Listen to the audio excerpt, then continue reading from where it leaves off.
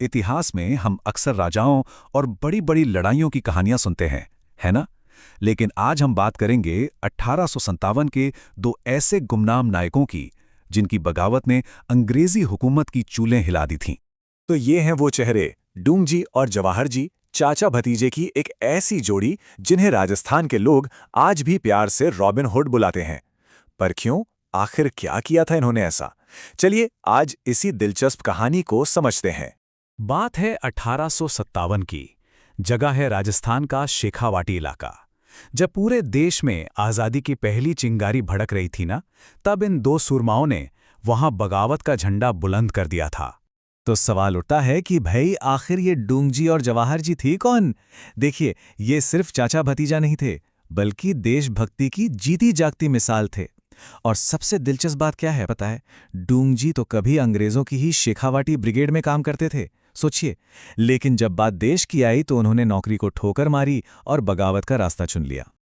पर इनकी लड़ाई का तरीका वो बड़ा अनोखा था, ऐसा कि अंग्रेज भी चकरा गए। चलिए देखते हैं कैसे। उनका फंडा एकदम क्लियर था। आज़ादी की लड़ाई के लिए पैसा चाहिए, और ये पैसा आएगा अमीरों से। पहले तो वो प्यार से मांगते, लेकिन अगर किसी ने नानुकुर की तो फिर वो अपना हक लेना भी जानते थे। और बस इसी वजह से वो आम लोगों के हीरो बन गए, उनके अपने रॉबिन हुड। उनका निशाना सिर्फ अमीर लोग ही नहीं थे, बल्कि अंग्रेजों की छावनियां और उनके खजाने भी थे। लूटे हुए पैसों से एक तरफ गरीबों का पेट भरता था, तो दूसरी तरफ क्रांति की आग भी जलती रहती थी। लेकिन कहते हैं ना, जब दुश्मन सामने से नहीं हारा पाता तो वो पीठ में छुरा घोंपता है। और इस कहानी का सबसे दर्दनाक मोड़ एक धोखा ही था, जो किसी अपने ने दिया। और ये अपना कोई और नहीं, डूंगजी का सगा साला भैरो सिंह था। उसने बड़े प्यार से खाने पर बुलाया और फिर धोखे से इतनी शराब पिला दी कि डूंगजी बेसुध हो गए। बस इसी हालत में उन्हें पकड़कर अंग्रेजों के हवाले कर दिया गया और उन्हें भेजा गया सीधा आगरा के किले में, एक ऐसी जेल जहां से परिंदा भी पर नहीं मार सकता था। अंग्रेजों को लगा खेल खत्म, शेर पिंजरे में आ गया। लेकिन वो ये भूल गए कि शेर का भतीजा वो अभी बाहर था। और यहीं से शुरू होती है इस कहानी की सबसे हैरतअंगेज दास्तां, आगरा के किले से फरार होने की वो कहानी जो किसी भी फिल्म को टक्कर दे सकती है।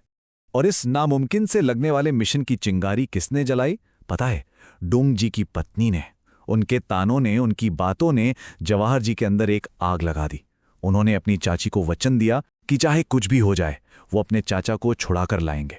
लेकिन ये काम अकेले का नहीं था। जवाहर जी का साथ देने आए लोटिया जाट और करना मीना जैसे जबरदस्त जांबाज। ये लोग सिर्फ ताकतवर ही नहीं थे, दिमाग से भी बहुत तेज थे। और इन सब ने मिलकर बनाया एक ऐसा मास्टर प्लान जिसके बारे में अंग्रेज सोच भी नहीं सकते थे। और उन्होंने वो कर दिखाया जिसे सब नामुमकिन कहते थे।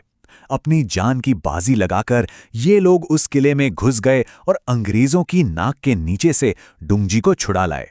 ये सिर्फ एक फरारी नहीं थी, ये अंग्रेजी हुकूमत के मुंह पर एक जोरदार तमाचा था। लेकिन कहानी अभी खत्म नहीं हुई थी। आज़ादी का ये जश्न ज्यादा देर नहीं चला। किस्मत ने एक ऐसा मोड़ लिया जहां से इन दोनों नायकों के रास्ते हमेशा हमेशा के लिए अलग हो गए। किले से भागने के बाद वो ज्यादा दूर नहीं जा पाए। अंग्रेजों ने बीकानेर और जोधपुर की सेनाओं को भी अपने साथ मिला लिया। अब सोचिए, एक तरफ सिर्फ 2 बागी और दूसरी तरफ 3-3 रियासतों की फौज। उन्होंने इन दोनों को चारों तरफ से घेर लिया। और उसी घेराबंदी में वो हो गया जिसका डर था।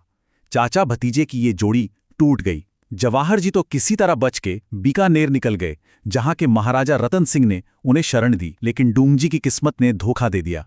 उन्हें जैसलमेर के पास पकड़ लिया गया। डूंगजी की कहानी का अंत बहुत ही दर्दनाक रहा। उन्हें जोधपुर की सेना ने पकड़कर अंग्रेजों को सौंप दिया। इस बात पर जनता में इतना गुस्सा भड़का, इतना ज्यादा कि अंग्रेजों को भी झुकना पड़ा। उन्होंने डूंगजी को वापस जोधपुर सेना को तो सौंप दिया, लेकिन वो फिर कभी आजाद नहीं हो पाए। जोधपुर के किले में ही एक कैदी के तौर पर उन्होंने अपनी आखिरी सांस ली। तो ये कहानी हमें एक सवाल पर लाकर छोड़ देती है। इतिहास बड़ी बड़ी लड़ाइयों, संधियों और राजा महाराजाओं को तो याद रखता है, पर डूंगजी और जवाहर जी जैसे उन बागियों का क्या, जो सिस्टम के खिलाफ अपने नियमों से लड़े? उनकी विरासत क्या है? सोचिएगा जरूर।